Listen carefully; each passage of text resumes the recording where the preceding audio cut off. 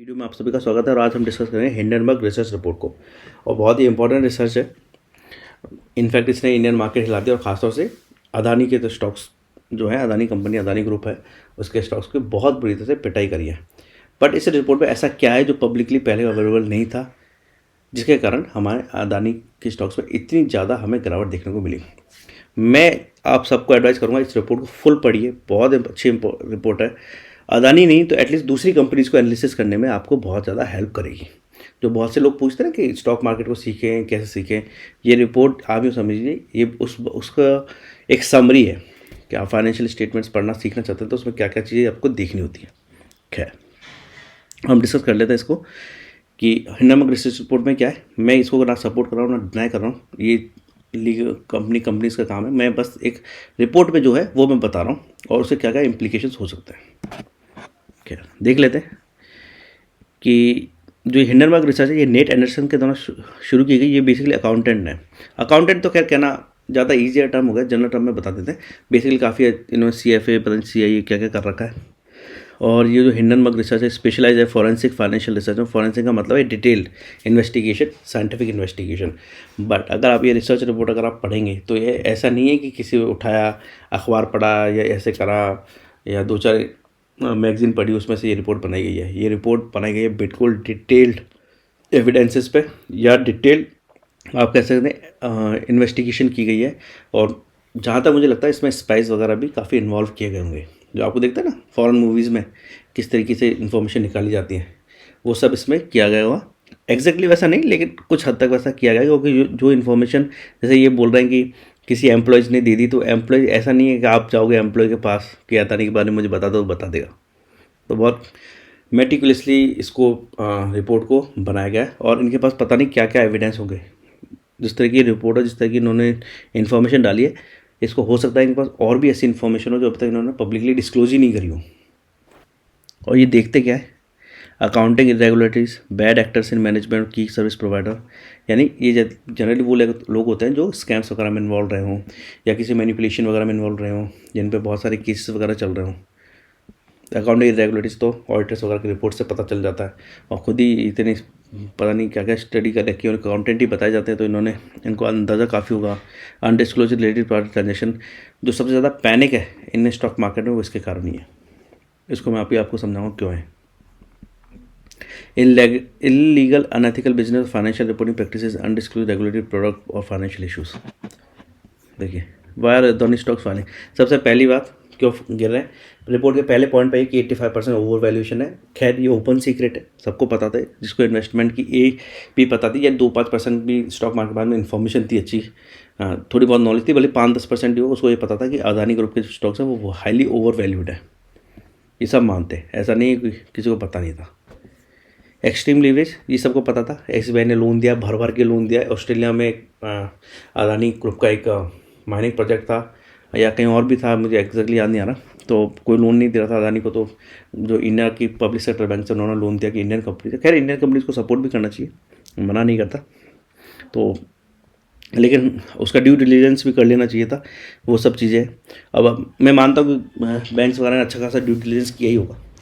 मैं जो आपको ये रिपोर्ट बता रहा हूँ बेसिकली वो मैं सिर्फ रिपोर्ट के आधार पर बताऊँगा। जो इसमें चीज़ें हैं, मैं इस रिपोर्ट को ना सपोर्ट कर रहा हूँ ना डिनाई कर रहा हूँ। ये सब काम दूसरी एजेंसीज के, तो वो देखेंगे। एक्सट्रीम लीवरेज,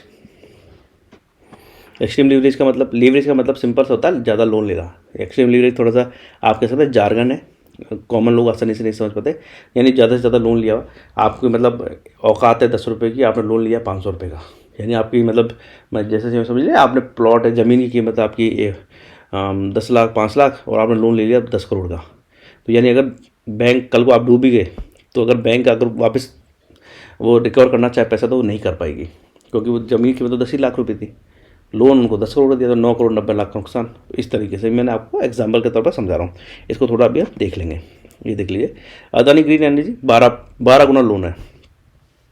इंडस्ट्रियल एवरेज यानी 6 गुना का होता है, यानी एक रुपया है तो 6 रुपये तक आपको दे देंगे। चलो ठीक है, बिजनेस में थोड़ा रिस्क भी होता है तो देते हैं। अदानी ग्रीन को 12 रुपये दिए हुए हैं 1 रुपये पे। यानी कल को मान लो अदानी ग्रीन अगर डूब जाता है तो रिकवर 1 रुपये होगा, यानी 11 रुपये लॉस में चले जाएंगे। अदानी पावर ये ठीक है 6.3 3.3 है।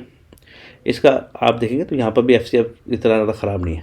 लेकिन इसमें अदानी पावर में दूसरी एक चीज़ है, अभी इसके क्या है, ऑडिटर्स ने इस पर जो कि क्वालिफाइड स्टेटमेंट दिया था, हम उसको अपने अगली वीडियोज़ में सीखेंगे किस तरीके से, क्योंकि ये रिपोर्ट इतनी अच्छी रिपोर्ट है कि इससे आप स्टॉक मार्केट के जो कहते हैं फंडामेंटल एनालिसिस कैसे करें, ये उसका एक ये समझिए ब्लू प्रिंट है। इसमें जो उन्होंने देखा ना, अगर आप किसी कंपनी में देखेंगे जाकर, तो आप उस कंपनी की जो कल्चर चिट्ठा है वो देख लेंगे कि एग्जैक्टली इस कंपनी के अंदर कुछ गड़बड़ है या सही हो रहा है। Adani total gas, Adani transmission सबसे ठीक, अदानी पोर्ट ये अगर लीवरेज के मामले में देखा जाए, इसके पास असेट भी है एक्चुअली काफ़ी अच्छे, अदानी पोर्ट और रेगुलर इनकम के सोर्सेज हैं। बाकी जितनी कंपनी है उनके पास ऐसा कुछ भी नहीं है। इस रिपोर्ट को आप पढ़ेंगे तो आपको पता चल जाएगा। फिर प्लेजिंग देख लीजिए, अदानी पावर प्लेज है 25%, अदानी पोर्ट प्लेज है 17%। यानी अगर मान लीजिए अदानी पावर अगर 85% ओवर वैल्यूशन सही मान लें, हालांकि मेरा माना ओवर वैल्यूशन था, अब 85% तो खैर ये अपने अकाउंटेंट होंगे तो उस हिसाब से उन्होंने कोई मेथड होगा उसके अकॉर्डिंग निकाला होगा, लेकिन ये तो मान के चलते ही थे कि दुगने ओवर वैल्यूड है। जैसे मान लीजिए अगर अदानी स्टॉक मुझे एक लगता था, मैं आपको पर्सनली बताऊँ, मेरे 1,500-2,000 तक लगता था, 2,000 तक मैं भी था इसमें, फिर जब 2000 से ऊपर निकल गया तो उसके बाद मैं इनसे बाहर निकलना शुरू हो गया। अदानी एंटरप्राइज, अदानी ग्रीन तो मैंने 20 दिन पहले बाहर आ गया था। मुझे लगा कि ये थोड़ा सा मतलब जो सिचुएशन थे, मैंने फंडामेंटल एनालिसिस किया था तो मुझे लगा अदानी ग्रीन मतलब मेरी ठीक नहीं लग रहा था मुझे। मैंने कहा यार अब, हालांकि उस वक्त काफ़ी कम भी था जो मैंने बाय करा था, उससे थोड़ा सा मतलब मैं गिर गया था उसमें, मतलब मुझे थोड़ा सा लॉस भी था। और जब मैंने उसका एनालिसिस किया तो मुझे लगा कि ठीक है अभी इस लॉस पे निकल जाना ठीक है, कि बाद में और भी ज़्यादा लॉस हो सकता है। तो आप सोच कह सकते हैं कि कुछ मतलब ठीक ठाक मेरा एनालिसिस सही निकल गया। अदानी पोर्ट, इससे मैं पहले ही बाहर आ गया था प्रॉफिट लेकर। तो इन सब में एक वक्त पे मेरा काफ़ी अच्छा इन्वेस्टमेंट था। अदानी टोटल गैस बहुत अच्छा इन्वेस्टमेंट था। फिर मुझे जब लगा कि बहुत ही ज़्यादा ओवर वैल्यूड हो गया तो मैं इससे निकल रहा था। तो ये सब चीज़ें। अब जो एक चीज़ थी ना जो आपको बता रहा था मैं, बैड एक्टर्स इन मैनेजमेंट और की सर्विस प्रोवाइडर रूल्स, जो ये रिपोर्ट है ये वो चीज़ है जो आज तक मैंने न्यूज़ में भी नहीं देखी। मतलब 2014 से अदानी थोड़ा सा न्यूज़ में आने लगा था, उससे पहले तो जानता भी नहीं था मैं बिल्कुल भी इनके बारे में। तो 2014 के बाद ये आने लगे, लेकिन कभी भी मैंने ये रिपोर्ट नहीं पढ़ी कि गौतम अदानी का जो भाई था वो एक कभी डायमंड ट्रेडिंग स्कीम थी 2004 से 2006 के बीच में, उसमें DRI ये डायरेक्टर ऑफ रेवेन्यू इंटेलिजेंस है, यानी आप ये समझिए CBI होती ना, इंटेलिजेंस ब्यूरो। तो ये राजस्व जहाँ पर भी पैसों का मामला उसकी इंटेलिजेंस ब्यूरो है। तो इनके पास काफ़ी अच्छे रिकॉर्ड्स होते हैं, इनके पास बहुत सारी डिटेल होती हैं। होता यह था कि जैसे RBI, SEBI वगैरह और बैंकों से वगैरह से लोग इसमें जाते हैं, तो क्योंकि इनको फ्रॉड्स की काफ़ी अच्छी जानकारी होती है, फाइनेंशियल फ्रॉड्स की, और यहाँ पर ये एडमिनिस्ट्रेटिवली रहते हैं और खुद भी इंटरनेशनल मतलब स्टडीज़ वगैरह में इन्वॉल्व रहते हैं, तो ये पकड़ लेते थे फ्रॉड्स वगैरह। तो ये एक तरह से आप IB समझो इसको, डायरेक्टर ऑफ रेवेन्यू इंटेलिजेंस को, ये फाइनेंशियल मैटर्स की। तो इसके इन्वेस्टिगेशन में गौतम अदानी के ब्रदर का बहुत बार नाम आया था। वो बाद में अरेस्ट भी हुआ है, allegation of custom tax evasion, forging documents, illegal imports. और अभी जो गौतम अदानी का भाई है वो एक अदानी ग्रुप के एक वाइटल पार्ट के तौर पर है। असल बात ये हुई कि जो अदानी के ब्रदर थे, एल्डर गौतम अदानी, विनोद, ये जो थे, ये पहले जो थे क्या कहते हैं 2011 तक की कंपनीज़ में रहे। जो आज डिस्क्लोजर दिया है अदानी ने कि विनोद से हमारा कोई खास लेना देना नहीं था और ये गलत बता रिलेटेड पार्टी ट्रांजेक्शन, तो ऐसा नहीं है। जो हिंडनबर्ग की रिपोर्ट है वो बताती कि जो विनोद है ये 2011 तक जो था कंपनी के की पोजीशंस पर आए, शायद अदानी ग्रीन एनर्जी किसी में की पोजीशन पर आए, जो कि मतलब उस वक्त की जो फाइनेंशियल स्टेटमेंट जो सबमिट किए गए हैं अदानी ग्रुप की तरफ से उसमें भी क्लियरली बताया जाता है। जबकि आज जब अदानी ने जो अपनी रिपोर्ट दी उसमें इसको डिनाई करने की कोशिश की गई है। तो इस तरह से असल में क्या था कि देखिए थोड़ा बहुत तो क्या होता है बिजनेस में सभी करते हैं, वो 5-10% का तो सभी करते हैं, टैक्स बचाने के लिए इधर उधर की कोशिश सभी करते हैं। इनका लेकिन नाम क्या कुछ ज़्यादा ही है। जैसे स्कैम्स वगैरह में काफ़ी नाम है, शेल कंपनीज बनाने में काफ़ी नाम है। शेल कंपनीज वो कंपनीज होती है जिसको दिखाया किसी और पर्पज़ के लिए जाता है, लेकिन वो मतलब जैसे बना दी कोई भी माइनिंग कंपनी बनाती है, माइनिंग का काम नहीं करती, वो ढीला भरी वो कुछ और ही करती है, ऐसे शेल कंपनीज होती है। तो ज़्यादातर ट्रेडिंग और इन्वेस्टमेंट के नाम से कंपनीज बनाई गई, कंजम्पशन जो उसमें नाम लिखे गए जैसे कंजम्पशन के लिए, इसके लिए, उसके लिए, लेकिन वो कहीं और कभी उनका कोई काम करते हुए देखा नहीं गया। तो उनका जो पर्पज़ होता है वो दूसरा होता है और उनको दिखाया कुछ और जाता है, तो वो होती है शेल कंपनीज। और इसमें विनोद है जो अदानी ग्रुप के मतलब अदानी के भाई, गौतम अदानी के भाई हैं, तो ये इनका काफ़ी इन्वॉल्वमेंट रहा है। इनफैक्ट जो रिपोर्ट अगर आप इसको पढ़ेंगे आगे जाके या जैसा हम अपने वीडियो में बताएंगे तो आप देख सकते हैं कि जो मैक्सिमम शेयर होल्डिंग है अदानी ग्रुप की, जो पब्लिक शेयर होल्डिंग के नाम से आती है, उसमें आधे से ज़्यादा हिस्सा जो है शेल कंपनीज का ही है। और जो अब सबसे इंपॉर्टेंट चीज़ है कि इतना पैनिक क्यों अदानी ग्रुप में।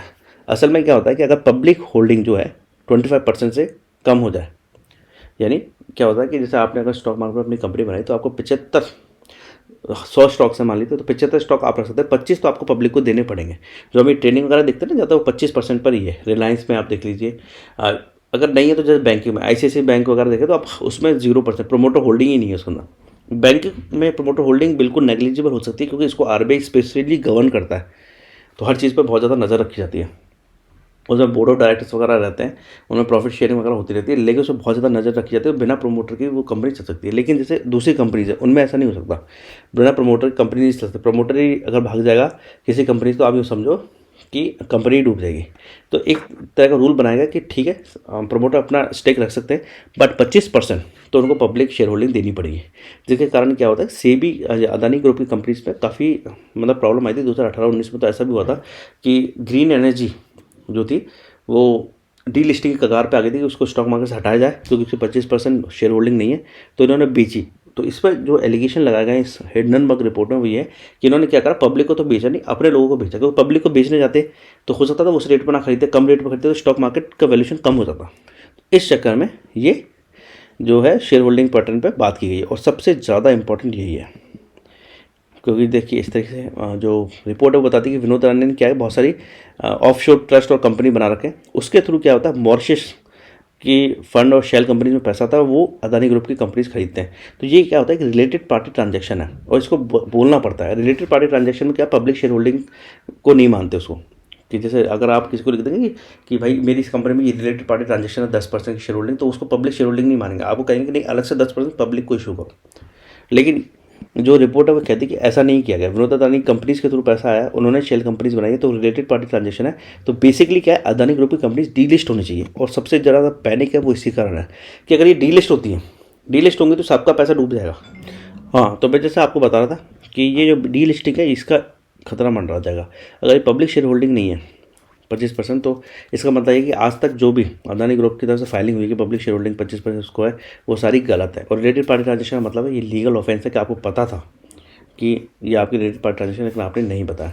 और सबसे ज़्यादा जो पैनिक का कारण है वो यही है, और कुछ नहीं है। लीवरेज वगैरह नहीं है, क्योंकि लीवरेज तो क्या गवर्नमेंट की तरफ से, गवर्नमेंट सपोर्ट कर रही है और गवर्नमेंट की तरफ से हो जाती है। ऐसे कोई बड़ी चीज़ नहीं है लेवरेज, अनलेस एंड अनटिल वो उसके पैसे वापस आने की कोशिश ना हो। और जो अभी जो पैनिक सेलिंग हो रही है उसमें लीवरेज का कोई खास कारण नहीं है। उसके एलिगेशन जरूर है कि भाई ये लेवरेज इतना नहीं होना चाहिए था, किसी कंपनी को नहीं, क्योंकि अगर आप 12-12 गुना लोन दोगे तो कोई भी आदमी अमीर बन जाएगा। उसमें मतलब अदानी ग्रुप में ऐसा क्या अचीवमेंट करा है कि उसको भाई 12-12 गुना आप लोन दे रहे हो। तो ये कारण है। तो जो सबसे बड़ा जो इशू है वो ये डी लिस्टिंग का है कि अगर ये प्रूव हो जाता है कि भाई अदानी ने गलत बताया था, अदानी ग्रुप ने मतलब ये गलत बताया था, तो उसका सीधा सा मतलब ये है कि उन्होंने एक तो लीगल ऑफेंस किया जिसके उनको सज़ा मिलेगी, प्लस जो ये स्टॉक्स है वो डी लिस्ट हो जाएंगे। और इसमें भी आपको मैं कैच है मैं बता दूं, जैसे क्या है कि अदानी ट्रांसमिशन का 10.27% जो है वो सस्पेक्ट होल्डर परसेंटेज है।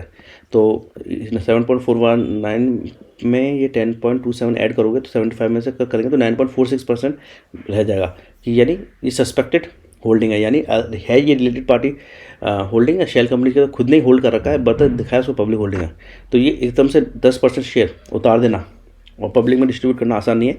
तो इसलिए आप देखेंगे जो स्टॉक्स में वो ऊपर नीचे होता रहेगा ताकि कोई खरीदे या बाय करे, कुछ भी हो। और दूसरा मैं आपको बताऊं कि अगर इंडियन म्यूचुअल इंडस्ट्री देखा, म्यूचुअल फंड इंडस्ट्री देखी जाए तो म्यूचुअल फंड्स का बहुत ही कम, ज़्यादा से ज़्यादा 1% तक होल्डिंग है। 1% से होल्डिंग ही नहीं है ज़्यादा, मतलब सभी म्यूचुअल फंड्स की मिला के।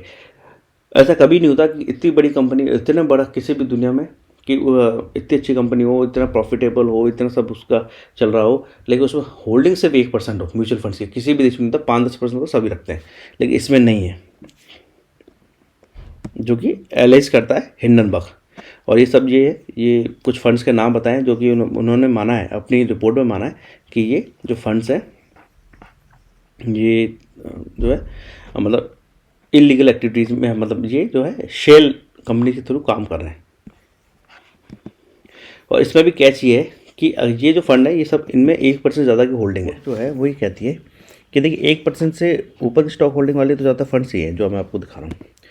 बट अगर हम सारे फंड्स को इंक्लूड कर लें, ऑफशोर फंड्स को, जिनमें 1% से कम की फंड इन्वेस्टमेंट भी है अदानी ग्रुप में और 1% ज़्यादा की भी है, तो अदानी ट्रांसमिशन में उनकी जो शेयर होल्डिंग है वो 19.32% है, लगभग 20% ही समझो। अदानी एंटरप्राइज में 15.39%, अदानी पावर 12.88, अदानी टोटल 17.25, इस तरह से है।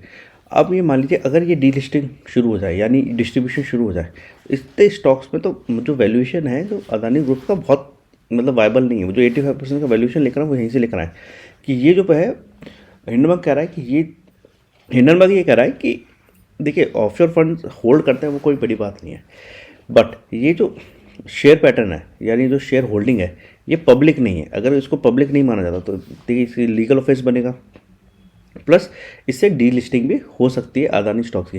हालांकि इतना आसान नहीं है अगर आपको बताऊँ, बट ये एक एलिगेशन है और इस तरह का एलिगेशन मतलब इतनी बड़ी कंपनी पे होना बहुत ही एक प्रॉब्लमेटिक इशू है, क्योंकि इससे क्या होगा कि इंडियन स्टॉक मार्केट है उसकी रेपुटेशन हमेशा के लिए ख़त्म हो जाती है। इसका मतलब ये भी कि इंडिया की जो रेगुलेटरी संस्थाएं हैं, स्पेसिफिकली सेबी आरबीआई और जो भी गवर्नमेंट की इंस्टीट्यूशंस हैं, वो उतने इफेक्टिव नहीं है। अगर ये मैसेज जो है विदेश में चला जाता है, दूसरे देशों में चला जाता है, तो वहाँ से जो इन्वेस्टमेंट है वो कम हो जाएगा। हो सकता है अदानी को बचा है, लेकिन जो बाकी कंपनीज है उस पर जो है मान लीजिए अगर कोई कल को वैसे ही ब्लेम लगा दे तो भी लोग उसको सही समझने लग जाएंगे, क्योंकि जो इंडिया का जो रेगुलेटरी स्ट्रक्चर है वो बहुत ही वीक माना जाएगा। और हिंडनबर्ग ने तो खैर अपनी रिपोर्ट में भी कहा है कि जितने भी इन्वेस्टमेंट है इसको पब्लिक इन्वेस्टमेंट कहा गया है, लेकिन ये सारे सीक्रेटिव हैं। और जिस तरह का बिहेवियर ये बताते से ऐसा लगता नहीं है कि ये जो है कि इसको अदानी ग्रुप से बाहर के हैं। ये मानना है हिंडनबर्ग का कि ये सारी की सारी जो है ऑफशोर कंपनी, जितने भी ऑफशोर फंड्स हैं या ऑफशोर कंपनी, सारी की सारी अदानी की रिलेटेड पार्टी ट्रांजेक्शन है, और इसलिए वो लीगली जो है स्टॉक्स को मैनिपुलेट कर रहे हैं। Thank you.